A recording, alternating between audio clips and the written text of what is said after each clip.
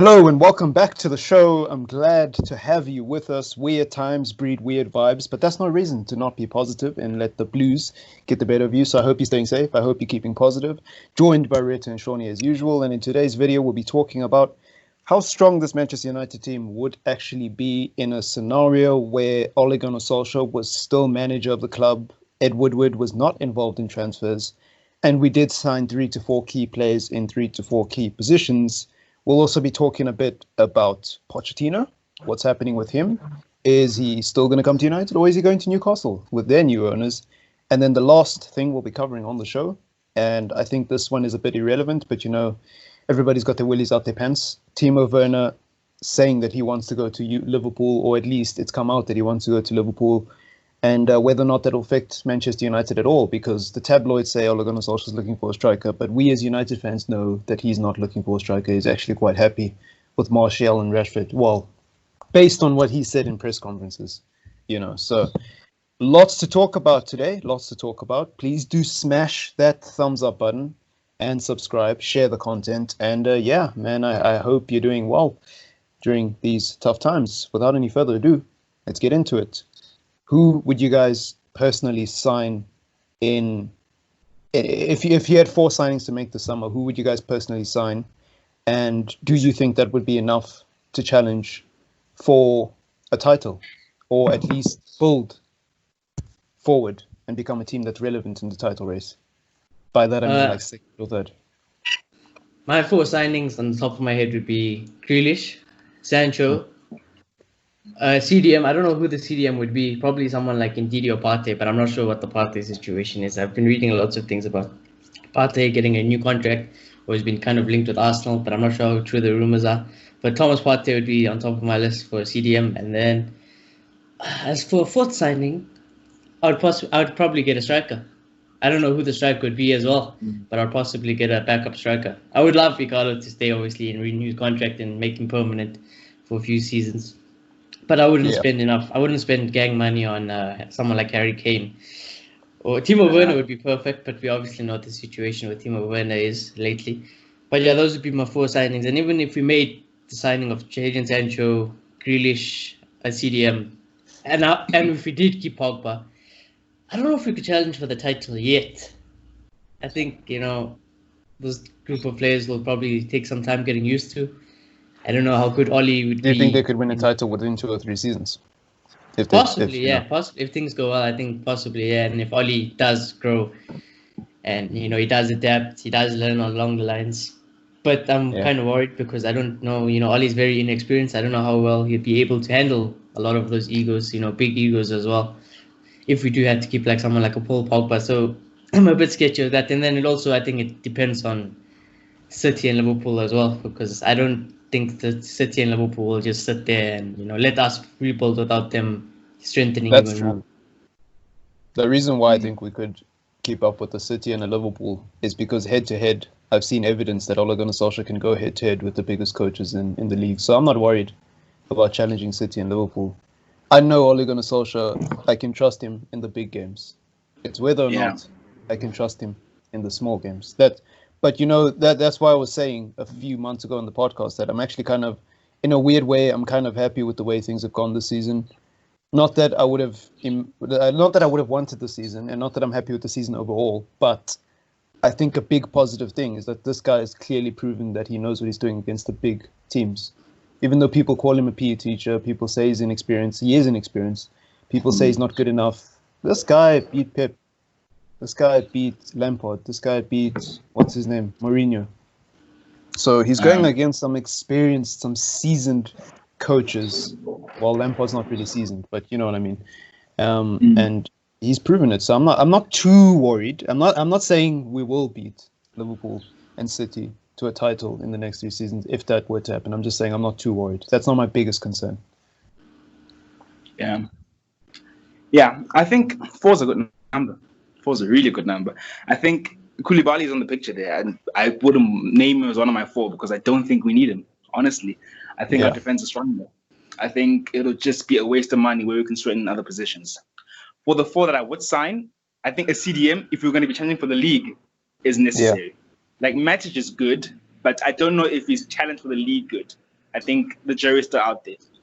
He was that good, of course, but I don't know if he's that good anymore. So for that position, I would sign Ndidi because I think he's been doing it in the Premier League, and he's been amazing at it. So rather that than going to sign a Thomas Partey, who we're not completely sure about. We know he's a good player, but we're not completely sure if he'll adapt quickly to the Premier League. I would also sign Grealish, but not sell Pogba. I think having those two, I think you have amazing for us. Having Pogba starts with Bruno Fernandes and having a Grealish on the bench, because we know Pogba's going to get injured. Having that would be a big boost for us in terms of winning the title. Obviously, on the right, do I even need to say, sign Jadon Sancho. And another striker.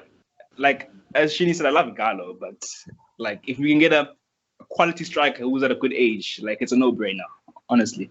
Where are you on Werner Igalo, would be Igalo. Sorry to cut you off, but where are you on Igalo? What do you think of Igalo? Do you think you've seen enough? I think I've seen enough, to be honest. I think he fits the billing. I think he's that striker who can be a second striker, can play like a poacher, and will not really fast for game time. A little bit like Origi. So I think he'll be a good fit. Yeah. And he's clearly shown he can go goals. So if we can't sign 4 players, which we probably won't be able to, I think Igalo will be a good second striker for next season. Yeah. But I would replace him with, I'd like to say Jovic, but I don't know if Real Madrid will let him go. But I think that would be a good signing. And yeah, goals. We need goals to win the league. And I think it would be enough to challenge, honestly. I'm not sure about winning it, but I think we will challenge because, as you said, we've shown under Ole Gunnar Solskjaer that we can beat the big teams. And in general, Manchester United have always been that team that on our day, we can challenge. No matter what our form is, no matter who we're playing with, we're Manchester United and we'll come in and we'll give you a challenge. So I think if we've got the right players, I mean, you don't need to be playing tiki-taka to win the league. Don't need to. Yeah. Yes, it's pretty, but it's not a must. So I think we can challenge. And also what I would say is remember the PSG result, Remember the PSG result, the famous PSG result when Ole Gunnar Solskjaer was still interim manager. There's just too many results where I can look at it and say, this guy's shown me enough against the big teams. In general, we're not like Arsenal who battle against the big teams. We know how to win games. Win games. It's been an issue of trying to find... I think with Manchester United this season, the biggest problem with asking the question, what does Manchester United need to win a league title, is that everybody's looking for one solution, one fix, one patch. Like if we change this one thing, we will be back to winning trophies like we were under Fergie again. And it's not that simple, because when you look at Manchester United's problems, you don't even have to look at the last 7 years. Just look at under Ole Gunnar Solskjaer. It's never one problem, You can't say Ole Gunnar Solskjaer is the sole problem when he's proven that in situations where it was purely him, and I'm talking about the tactics, he showed that he has what it takes to set up against the big teams and beat the big teams. Who do you look at next? You can't say it's the defense because they've got the second most clean sheets in Europe. So you can't say it's Martial because he scores every chance he gets, but then he's not getting enough chances created, And then if you blame the midfield, there's so many loopholes for them as well. McTominay's young, Matic is coming towards the end, so you could sign a new DM. Bruno has just come in, so we won't talk too much about him. But there's just so many angles. And then Lingard came out with his mental health thing. There's just so many issues, and I feel like people are trying to find this one fix answer. And I think, look, there is no one fix answer. If we did sign 3 or 4 players, I think that would be a start, and that would be it would be a really great start. But my biggest gripe is still the coaching staff. Not Ole Gunnar Solskjaer, but the people under him. And I really hate to say it because I used to like Carrick as a player, but yes, bro, he got to go. He got to go. If you can't teach these boys how to hold the ball, he's got to go. So I think it's very strange. Consistency. Consistency is way more than just quality signings. There's a lot of outgoings need to go out. Like the Lingards of this world, the Pereiras of this world. Those players in the club won't do us any good. Carrick, why would Manchester United sign Carrick as an assistant? It just doesn't add up. It really doesn't. The richest club in the world has a coach who's extremely inexperienced as an assistant. Yeah. And I guess maybe you could say we gave him a year as a chance, but then it's up. Time's up. He didn't cut it. Yeah, no, that's true. Definitely. It's a very strange one, man. It's a very strange one. We're in weird times, and this whole COVID thing hasn't helped because it's almost like we're just sat there as United fans going, imagine what could have happened. Whether you're Ollie out or Ollie in, because if you're Ollie out, you're like, imagine he flopped. If you're Ollie in, you're like, imagine he went on to actually make top four. If you're Ollie unsure, you're like, imagine if he just won the Europa League or whatever the case is, and we'll just never know now, unless the season resumes, but we'll just never know. And even if the season does resume, it will never be the same. We'll always say, yeah, but if we're just carried on playing, because like if the season restarts, for example, right, in the next month, what are we now in April? The lockdown's messing with my sense of time. If the season restarts in May, for argument's sake, we lose our first game. Whose fault is that? Because I would be like, they just came back from a weird break at a weird time. Yeah. They didn't even have a preseason or a chance to warm up and all that sort of thing. Yeah, they couldn't even train. They couldn't even train. So, is that a truly reflective ending to the season? Probably not.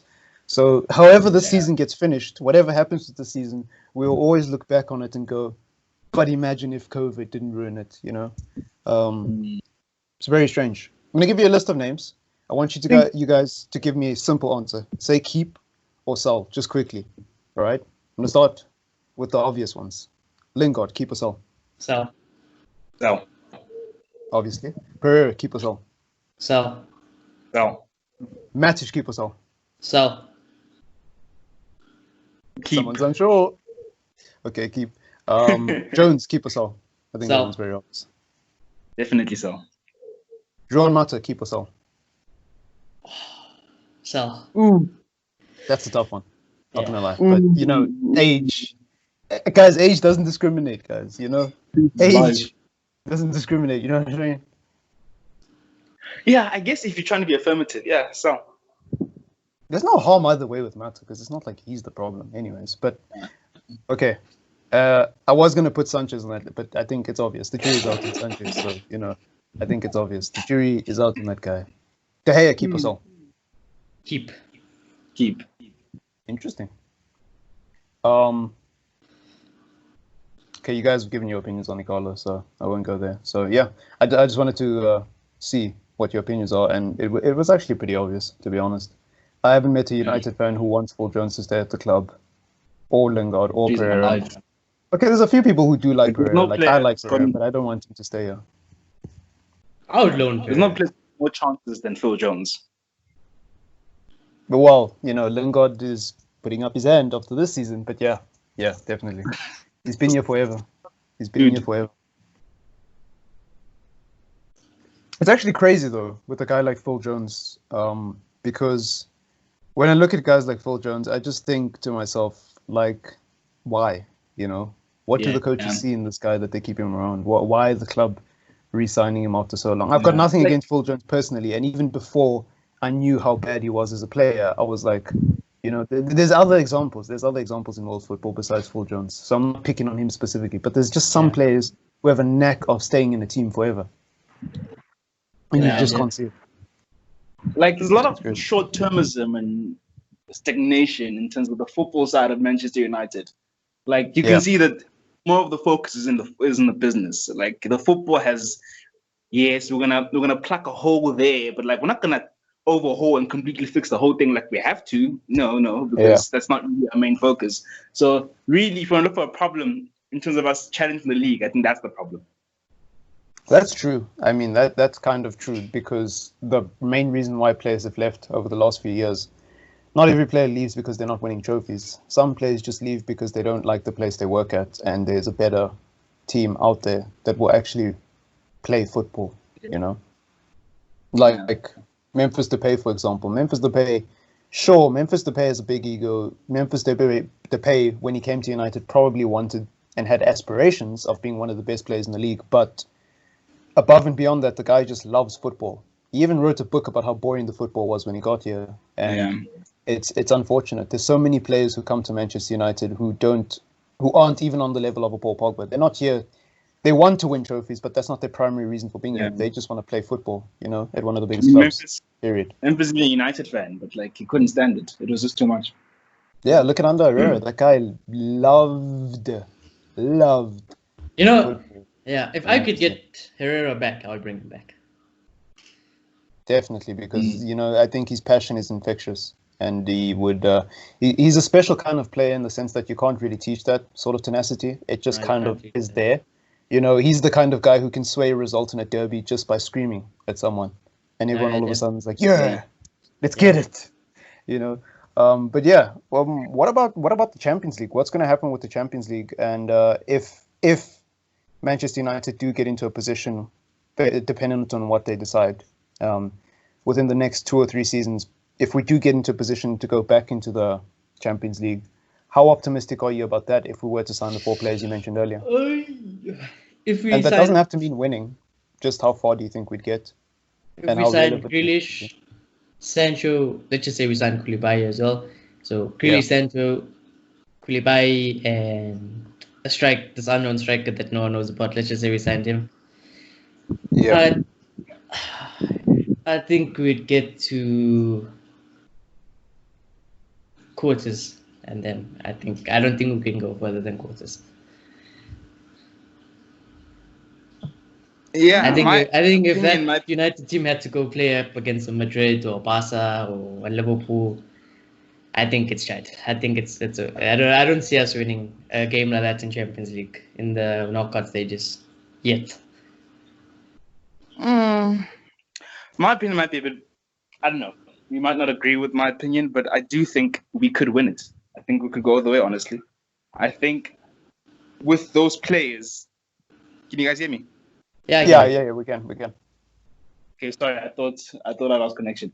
I think in the Champions League, as much as it's probably a harder competition, or maybe not a harder competition, but it does have bigger clubs. I think if you can get it on the day over a certain period of time, you can go very far. And I think, especially with the competition in the league, with Man City and Liverpool, who are consistent to an insane degree, I think if we buckle down and focus on the Champions League with that squad, I think we'll go all the way. I was actually about to say that, I think this Manchester United team is actually better in knockout competitions than it is in the league. I think the biggest problem for this Manchester United team, again, under Ole Gunnar Solskjaer, has not been beating the big teams. No. We've beat PSG, we've beat Man City, and we came close to beating Liverpool last year when we drew 1-1 with them. We beat Chelsea, we beat Tottenham. And I think Tottenham is a team that made the Champions League final. And I know it's not the same Tottenham that's playing this season. But hey, the logo is still the same, the crest is still the same, and the name is still the same. It's Tottenham Hotspurs, And it's not our fault that they sacked their manager. It's not our fault that they lost their dressing room. They're still a quality team in my eyes, and we beat them convincingly. So as far as I'm concerned, I'm not going to go ahead and say we could. I'm not going to go ahead and say I think that we would win the Champions League in that scenario, but I do think we'd make it pretty far.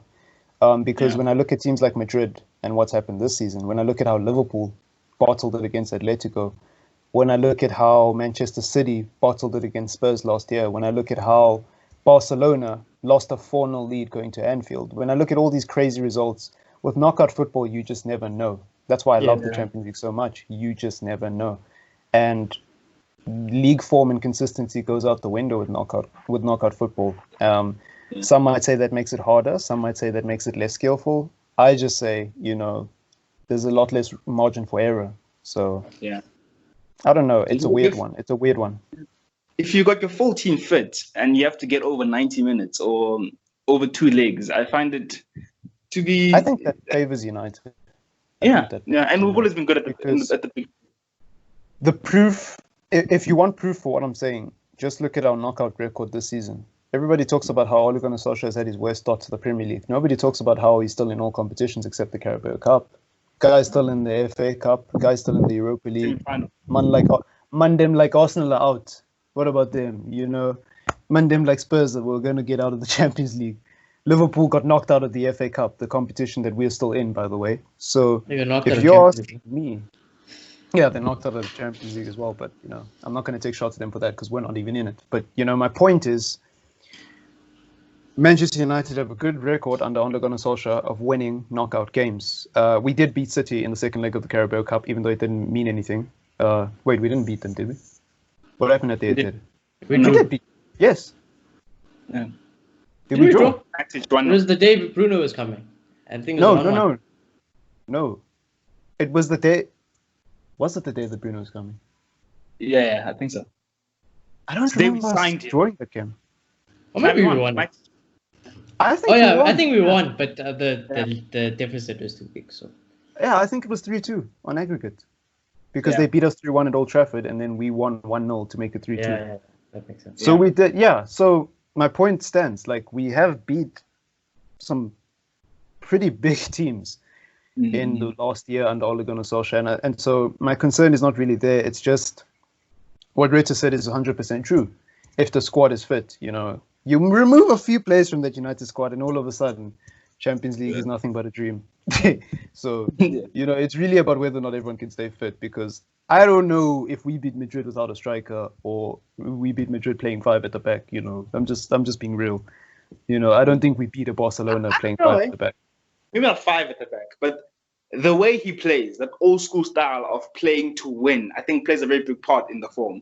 Like you Arsenal, who always play out to play fashionable attacking football, and it doesn't help them because they're very vulnerable.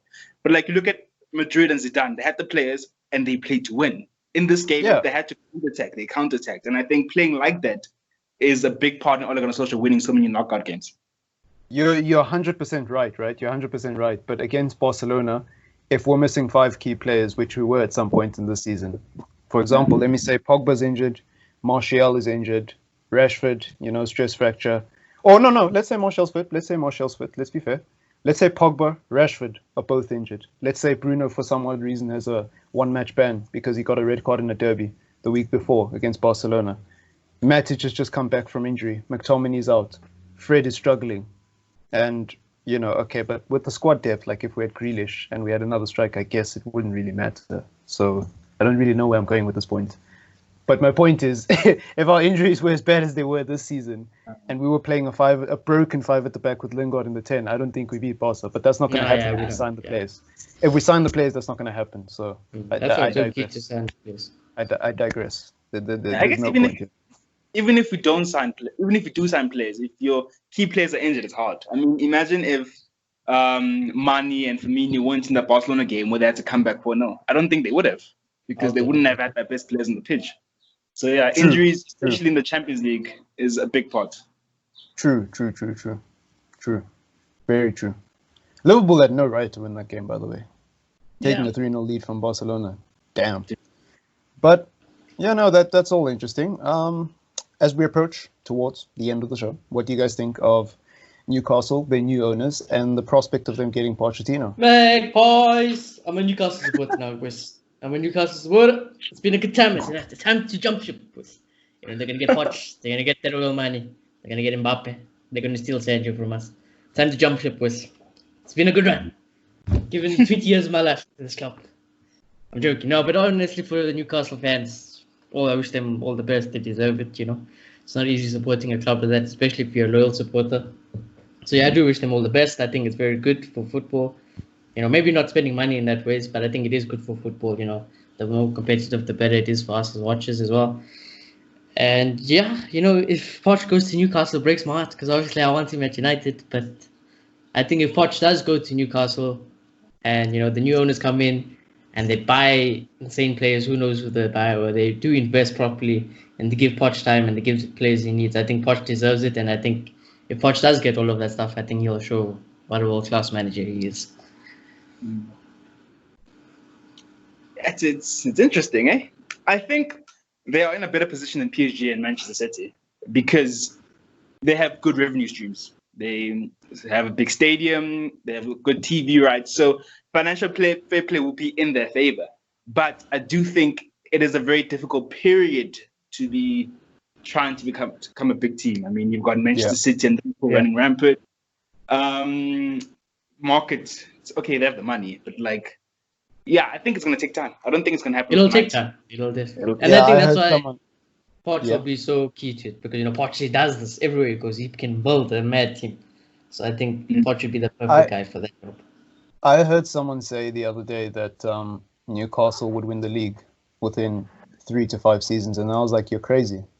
It's not that easy to just win a league. You don't just pump money into a team and win a league. It's my proof. The team we support, Chief. We've been pumping money into this team since Fergie left and we haven't won shit. So, people think money's the key. Money's very important. Money is very important, but you still have to firstly have the right director of football in place, or the right person making the decisions on the footballing side. Second of all, you have to have the right coach. Third of all, you have to have the right coaching staff. And fourth of all, you have to have players, a combination of players who have class and won't stay there for long, but also a combination of players who will stay there for long and will play their heart out for the badge. And that's a hard balance to find, because I've seen a lot of memes surfacing of Mbappe and Bale in a Newcastle kit, and it's kind of funny to look at, and the banter nice, but Mbappe is not going to Newcastle. No way. Who in their sane mind would go to Newcastle just for crazy? No one's going to do that, You're crazy, So it's going to take them a long time to actually find the appeal for big players that can win trophies. That's number one. Number two, they still have to get rid of all the dead wood that already exists in their club. That's going to take long. It's not manager mode. You can't just transfer list everyone and sell them within a season. You have to wait for players' contracts to actually run down and be like, "Hi, chief, I don't know what to tell you.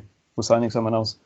And then on top of that, you've still got to pass Arsenal, Tottenham, Liverpool, Chelsea, City, United, Wolves. You got to pass everyone, because United. Newcastle. Let's be honest, they're right at the bottom. Yeah, you have to pass They have to 8 pass everyone. teams to get to the top, because that top 8 is competitive as fuck. I don't care what you say about how bad the Premier League season has been. The way I look at it is those teams are closely grouped together, because as consistent as they are, they're competitive, and it's hard. Yeah. So, and then you've still got the debate about whether or not they'll win domestic trophies. That's a different story entirely. They could do that. There's nothing stopping them from doing that. But when it comes to the league, I just think it's so much more complex than that. And I wouldn't even say 5 seasons. I would say probably 7 to 10 seasons. I'd give them 10 years. I won't give them 5 years. I'll give them 10 years. Because I don't see Mbappe signing for Newcastle in 5 years. Come on. Yeah. Look at Man City. They broke the rules and it took forever. And how long it took City to get to where they are, Chief. You think Newcastle's going to do it in a few years just because they have the richest? That's not how it works. That's not how it works. I think signing a Pochettino would be a good move, not Allegri, because Allegri's going to come to horrible football, and no one's going to want to come to the club. Bring in a manager who's going to make the prospect attractive and play good football, and take the best out of the few good players you're going to be able to buy. And I think that's a good start.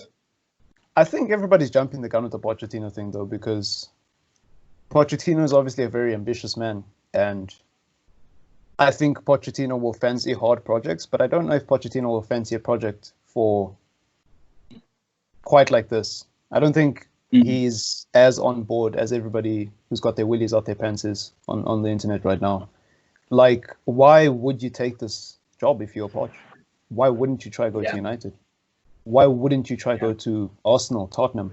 Why wouldn't you try go to an already established team that already has money? Why would you go to a no-name team? Oh, it's not a no-name team. Sorry. If there's any Newcastle fans listening in, it's not a no-name team. But why would you go to Newcastle at the bottom of the league just because they have the richest owners in world football and stay there for 10 years in hopes that you win a title at the end of the 10 years? Yeah. I don't know if Poch wants to do another rebuild. Yeah. I think it really depends on what the owners, because I think, Poch, he seems like the type of guy who would possibly do it. I think if the owners tell him, listen, we're going to get you a renewed coaching staff, new facilities, we'll give you this much money over this period of time, we'll back you completely, I think he'll say, I can build one of the most dominant teams over time.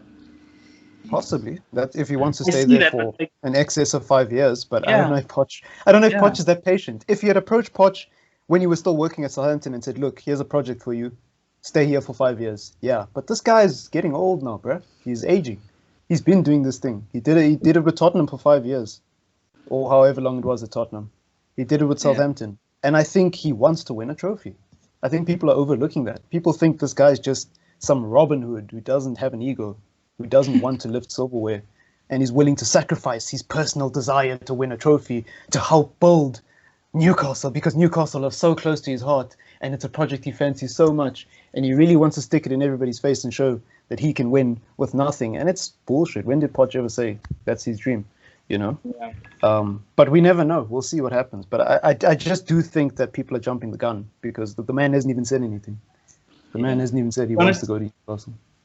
Honestly, I don't know if Poch is that patient. If he had approached Poch when he was still working at Southampton and said, look, here's a project for you, stay here for 5 years. Yeah, but this guy's getting old now, bruh. He's aging. He's been doing this thing. He did it with Tottenham for 5 years, or however long it was at Tottenham. He did it with Southampton. And I think he wants to win a trophy. I think Pochettino will fancy a project for quite like this, because the man hasn't even said anything. The man is if he takes it now, I can see him getting fired. Not because he's not a good manager, because it's a hard project. I mean, look at PSG and Man City. It's gone through so many coaches, and they've had the money. It's not that they haven't had the money, but they've gone through coach after coach after coach because it's not an easy job. So I think maybe later in the project, Pochettino will be the man for it, but not now. Yeah, but not at the beginning. Not at the beginning, because I feel like he'd be wasting away his career again, you know. And we'll be sat here again 3 years from now saying this guy got sacked and he made it final, but he didn't win it. And everyone will be like, yeah, but he made the final. And I'm going to be like, yeah, but he didn't win it. So, you know. Yeah. But if he did go, it wouldn't be good for his career, but it'd be very good for Newcastle. Because I think he'd fast track. Yeah, it'd fast track what they're trying to do. Yeah, look, if this was in a scenario where he didn't get fired in the way he did at Tottenham, I would say, yeah, this is a job for Pochettino. He would 100% take this, but I don't know, bro. You've been burned. You made the Champions League final with the team and they still fired you after all you did for them. Why would you trust a team like Newcastle that's not even on your radar or close to your heart? You never supported it. You don't have any affiliations with the club. And we know Poch is a very sentimental guy. He won't coach Barcelona just because he coached Espanyol or whatever that team was in Spain. He's a very sentimental guy. And I just feel there's no sentiment attached to Newcastle. You know, he's not some superhero who enjoys working on hard projects. He's a human being. He wants to be, he has aspirations, probably, of being one of the best, in the best way he can be. And I just think it's a strange I say we swap, boys. Give Newcastle only, we take Poch. Done. Thank you. Never. Oh my god. Never. I think at the moment, Pochettino really wants a United job, and it sucks because I think he's the better manager, but for the current climate, Ole is the better man, and I think Ole will keep the job. Sadly for Pochettino. Yeah, look, I was going to ask where you guys are on Ole Gunnar Solskjaer, but I'm guessing it hasn't really changed much, and we've kind of spoken about it right now.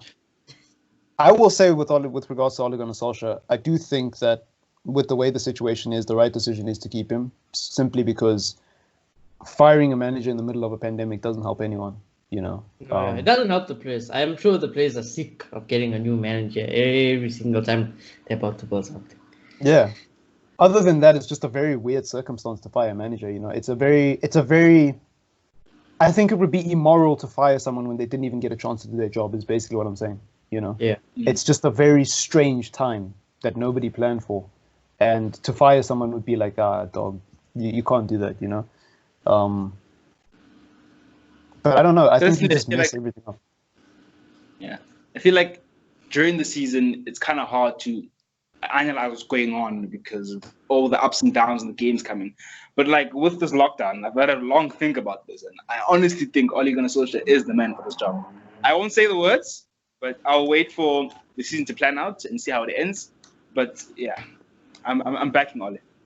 I won't say that he's the man to go and win a treble. I won't say that yet until I've seen the evidence. But I will say, yeah, he's. I've said this time and time again. We can always look at what should have happened, what could have happened, and what might have happened, or we can actually look at what's happening and rationalize based on the present, right? Because if you look too far ahead or you look too far back, first of all, it fucks with your neck, so don't look back too much. But second of all, your image is a bit distorted and your opinion is a bit changed. Like, look, in hindsight, should we have signed Ole Gunnar Solskjaer? No. You should never sign a manager based on a 3-month run. Never, ever, ever, ever. You should never make an impulsive decision as an established football club, established giant in the footballing world. It's immature to sign a manager based on a 3-month period, a honeymoon period, most would call it. In any scenario, you should never do that. You should wait till the end of the season and then say, okay, based on the 6 months you were in charge, this is what we have concluded. You can't just get all hopped up and be like, oh, he hasn't lost a game in 3 months, let's give him the job. And then his first game when he gets the job, he just crashes and burns and you're surprised. That's number one. Number two, Pochettino was free at the time, and we should have waited to make a proper decision and get someone like Pochettino and get someone who's more proven. But we haven't. We did take Ole Gunnar Solskjaer. And what has Ole Gunnar Solskjaer done since he's come here? His league record, not great. A lot of people will say his league record's not great. But to those people, I say, what else? What's your other angle? Because knockout record, phenomenal. Record against the top 6 teams, phenomenal.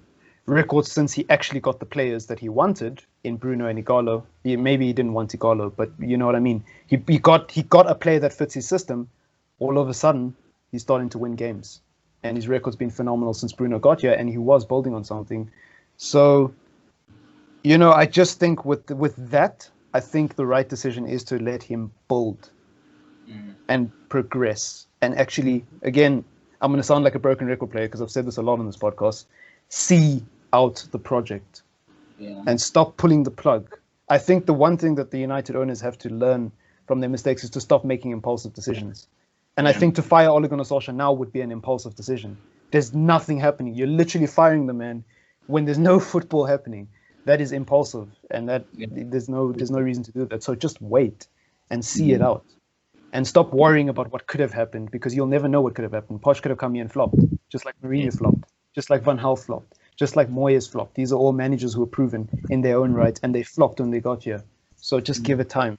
And then what I would also say is give the man the players he needs, because clearly when he gets the players that fit his system, he tends to play well. When he had Herrera playing in the 4-3-3 last season alongside Pogba, he was doing well until one of them got injured or released or whatever happened in that period when the honeymoon came to an end. When Martial and Rashford are fit next to each other, they score goals. We've seen this. When our defense is playing well, it's bloody solid, so much so that a guy like Pep Baldiola can't get through. Pep Guardiola struggled to score goals against Manchester United. This is a world-renowned coach who's won trebles in Spain, you know, and he can't do it. So just give it time and then see from there. You know, if we're sat here a season from now and Ole Gunnar Solskjaer still hasn't done anything, then yeah, this guy's had lots of time. Yeah. Then you can make an informed decision. But yeah, that's just my opinion on it. Well, like, listener in the comments. What I really like about this guy is that no matter what, we have a lot of issues United, but he does what's best for the club. He puts his ego aside and always does what needs to be done for the club. And form hasn't been amazing, hasn't always been amazing, but there's so many little things that he's changed around the club that go a long way. So that's why I think he's the man we have to go with. He's a breath of fresh air as well. He's not an egotistical coach who will come out in a press conference and either slander players, slander management. He takes ownership of the problems, and a lot of people criticized him for taking the hits against the Glazers and stuff. And cool, that's your opinion. You can think whatever you want, but I think it's very admirable that a manager comes out in a press conference and doesn't make excuses. Yeah, I like to listen to a manager and not make excuses and say, hey, it's not where we want to be, but this is where we want to go. We know what we need to fix, and we are trying very hard to fix it. So bear with us. And then when things do go right, he's like, you see, I told you we're building, but we still need to build some more. Cool, I'm with you. You know, I think that's very refreshing. It's nice to hear people like Harry Maguire come out and say, hey, we want to win a title. This is what we want to do. You know, it's refreshing. You know, under Mourinho, not just Mourinho, but Van Gaal as well, but more so Mourinho, there was just a lot of toxicity, bro. Every press conference. The wrestling was never as happy as this. Yeah, you know, the blame is always being deflected, you know. There's never really an answer. It's always like, ooh, you know, he got the players, but then this is the problem. Ooh, the referee did this. Ooh, this and that. With Ole Gunnar Solskjaer, he gives it to you straight. Like, listen, whether you believe me or not, this is what's coming out of my mouth. Deal with it, you know. Yeah. I'll see you next Saturday in the game, and that's a breath of fresh air. Yeah. And I do like the positivity. You know, it's annoying when we lose, but I do like the positivity. And in hindsight, what's wrong with someone smiling? Is it a crime to smile? Is it a crime to smile? No, it's not. You know, the whole he smiled off the Arsenal thing in hindsight was a bit immature, because even Pep Guardiola said he had no problems with it. You know, like that's the way the guy is. I think everyone wants to see this mean, straight-faced, super competitive United manager, and it's like, no, this guy is competitive. People want to try to find an Alex Ferguson again, and you will never get that. You will never get that again. Yeah, you just have to let go. Not let go of the trophies, not let go of the standards, but let go of this weird obsession with finding a guy from the 90s who progressed into the 2000s and had old coaching techniques. You know, you're not going to find it. Times have changed, and what you can do to players when they don't do what you want them to do is not the same. You know, because I've heard some horror stories about what Fergie did to his players. But anyways, I digress. I think Manchester United just need to stop making impulsive decisions because that's all we've done for the last They 7 need to make years. the right decisions. I feel like the fans play a part in that. I feel like for the No, fans longest play a time, big part. Only we've got been jobs in because of denial us of as our well. issues, honestly. Yeah. The fans play a huge part in that, but at the same time, I feel like that's not an excuse for the board because they don't Yeah, listen it's to not. us It's not anyways. like why? It's not Like an why excuse for you the board. sign Like, I Oli think- because we sing Oli's at the wheel. Yeah, I think with regards to the board, they're just really impulsive. It's not. Here's the thing, right? People like to obsess about what's the right decision and what's the wrong decision, and the truth is, in most scenarios there is no right decision. There is no wrong decision. You have to make a decision and back it fully, and then at the end evaluate whether or not it was right or wrong. But you'll never know if it's right or wrong unless you make that decision and commit to it fully, right? So I'll give you an example, right? Someone like Van Gaal, we got him as a manager, and a lot of United fans up to this day are still not sure if Van Gaal was actually that bad. We all know his football was boring, but in terms of the success rate of his football and what he brought, a lot of us have question marks about that period, including myself. We're like, actually, in hindsight, we should have kept him because at least we would have made top 4. And now we're here sitting in 6th and 7th, moaning about the football. So if we had stuck it out with Van Gaal till the end of his run, we would have been able to conclusively say that was the right decision. But why can we not say that? Because it was a very awkward sign, a very awkward sacking. Same with Moyes. He got sacked at a very awkward time. Some of us don't know what Moyes would have been like because he was here for such a short period. Again, impulsive. Same with Mourinho. A lot of people said the jury was out on Mourinho, and I'm not going to disagree with you. All I'll say is look at the time period, and he got sacked at a very awkward time. And there's a pattern with United. There's a pattern. Managers always get sacked at a very strange time. Players leave in very strange circumstances. It's never clear with United like what the plan was and whether or not we followed through with that plan. Look at Bruno. Even the positive things at United are strange. Bruno and Ole Gunnar Solskjaer, right? First of all, Ole Gunnar Solskjaer. This is an interim manager, no CV, no background. He does well for 3 months. We give him the job. Cool. Bruno Fernandes. We get asked about him in press conferences. We say we were not in for this guy. We don't know what you're talking about. We're not interested in Bruno Fernandes. And then 6 months later, we sign him in the middle of a transfer window in January as a panic buy. So it's like, which side are you on? Odion Igalo. Oh no, we're not looking for a player like Igalo. He's not worthy of United. 6 hours before the deadline. Odion Igalo, everyone. He has an interview so you can see what a likable guy he is. Because we were totally in for him all this time, even though we said otherwise. And it's like, that's the problem with Manchester United. They're so impulsive. And it's like they don't know what to do because they're so focused on doing the right thing and they're so scared of failing that they end up just messing it up. I think that's the problem, in a nutshell. There's a lot of bigger problems. I think that's to sum it all up. Yeah. The funny thing is with Van Gaal, like the football was improving, but and we did win an FA Cup. So it was very funny. Thing, bro. It's always weird. Go back and look at every United player that left this club and every manager that got sacked in this period. Not every player, obviously. Some players left on good terms. But a lot of them left in very weird circumstances. Look at the Paul Pogba situation. With Paul Pogba, it's like every 6 months we have a different story. 6 months here. For the first 6 months, he's leaving. For the second 6 months, we love Paul Pogba. He's such a great player. Look at how much he learned from Paul Scholes. Come listen to our podcast. 6 months later, he wants to leave again, and we're not interested in keeping him. 6 months later, we want to do everything in our power to keep Paul Pogba and sign another player next to him. And then 6 months later, the story's changed again. Because the narrative's always shifting with Pogba. You can even see it on the fan channels. 1 second, Paul Pogba's definitely leaving. Next minute, he's definitely staying. And you just never know. So, I think look at Herrera. I think the sport needs to learn to say no to the fans. Like, no, it's not happening. Because with Moyes, it was also us. Because we started flying banners over the stadium saying Moyes out. With Van Gaal, Mourinho had just been sacked in Chelsea. And we said, we won Mourinho and we're done with this guy. I think with Ole, it's been easier because it's a bit 50-50. People aren't sure because he's a legend. But we've seen in the past, when we turn on a manager, it's done. It's just finished. That's true. And they need to learn to say no to the fans. I feel like that's true. And I agree with you to a certain extent. But I feel like there's been evidence of this bad and impulsive decision-making, even in the way they release players. And that's got nothing to do with the fans. I just think this board just doesn't know what it's doing, period. And I will not accept the excuse that they don't know how to deal with the fans. It's like, bruh, the players got nothing to do with the fans. You let Herrera go for free. What? That's ridiculous.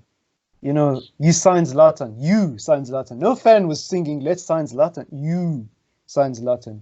You signed Di Maria. You signed Radamel Falcao. You signed Bastian Schweinsteiger at the age of 33 or 34. You signed all of these terrible, terrible, terrible signings in hindsight. You made them, and there was no fans involved, and then you let them go in very strange circumstances. Bastian Schweinsteiger didn't even play for United that much. We signed him as a ex-German World Cup champion who's going to bring so much knowledge and experience to the younger players in the team, and who's supposed to carry them and turn them into the title winners that they are, apparently. And the man doesn't even play. And then we signed a champion goalkeeper in Victor Valdez, and he didn't even play a single game for United. What happened there? Can we get some clarity? So, you know, there's a lot of evidence of. You can even look at the coaching staff and the managers, actually, if you want to go deeper. Like not the actual managers, the head manager, but the coaching staff as a whole. There's so many holes in United, bro. You can find so much evidence of a pattern, a recurring pattern, and that pattern is impulsive decision making. And I think that's been the biggest problem. And I'm always a person who just is like, just back whatever decision you do, don't hesitate. Do that decision and see it out. Whatever it is, see it out till the end. Unless it gets ridiculously bad. You can't be backing a manager who's in 14th place now. But you know, that's been my biggest gripe with this board.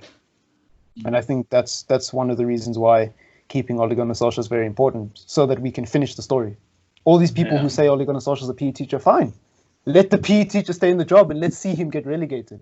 You guys say he's a PE teacher, right? And he's going to get relegated. Let's see him get relegated and let's end the story, you know? That's what I think. But whether or not we'll get that, it's another story entirely, you know? After all of that, are we going to win the league next season? No, not next season. But if we do sign players, I am very optimistic about our future prospects. To be honest with you guys, I don't know where you guys are on this, and this is just to kind of end off the show because we've dragged it on for long. But what I want from Manchester United over the next few seasons.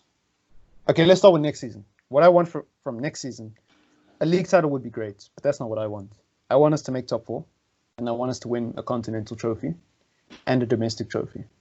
That's what I want for next season, and that would be a nice start for me personally. That would make me happy with Ole Gunnar Solskjaer. All these men who are so focused on us winning a league title, I think we're just not quite there yet. Even if we do sign the 4 guys, we just need to calm down and build towards that, because there are other teams that are far ahead of us. Yeah. That have every right to win the title. I think we need to work our way back into the Champions League, and then we can start talking about the league. What do you guys want from next season? What's your expectation going into next season? If we sign Sancho, Grealish, a striker, and I don't know, someone else, let's just say we made 4 signings. I want third. I want third. I want third. Like, I don't think there's an excuse. If you get such quality players like Sancho, you get Pogba, you get Grealish, you know, you made signings now. Third, what if we got 4th and won a domestic trophy and one of the continental trophies, depending on which one we're in. I think we're going to be in the Europa League. But what if we came 4th, right? If we came 4th, we won the Europa League and we won either the Carabao Cup or the FA Cup, would you be happy with that? I'm going to say it's going to depend on how that 4th came. You know, like how I can't say. I don't know how we were going to play. Okay. Makes sense. I'll have to see. Okay. Like, you know, if we played well and we got unfortunate sometimes and we came 4th. Or if Chelsea was amazing. Yeah, no. Yeah. I don't want to scrape 4th place. That's for sure. But third, I think I would want it. I respect that. Honestly, I think with those players, looking at the players alone, the league isn't impossible. It'd be very hard, but it isn't impossible. But I'm not going to focus on that. For me, I do say I want top 4 next season. But I want it, like Shoni said, I don't want to struggle to top 4. I want it to be like we had the means to make top 4, and we did. And if we win a domestic trophy on the side, a continental trophy, that'd be amazing. But yeah, if we did that, we'd be showing improvements, and I'd be happy with that. So the main goal is just to make top 4. Yeah, comfortably. Point blank. Nice. I like that. I think that's a positive way to wrap up the show. So, you know, if you have forgotten, don't forget to leave a like on the video. Don't forget to subscribe. I hope you enjoyed this episode. We will be bringing you one of these every week. Let us know in the comments down below what you think of anything we spoke about today. Don't be shy. and any possible content ideas, things you want us to talk about. But yeah, I hope you're staying safe, both physically and mentally. You know, your mental health is very important. Don't let the lockdown blues get you. And yeah, there's nothing else to say, guys. So peace out, and thank you for lending us your ears for, what is it, like just under an hour? Peace out. Yeah.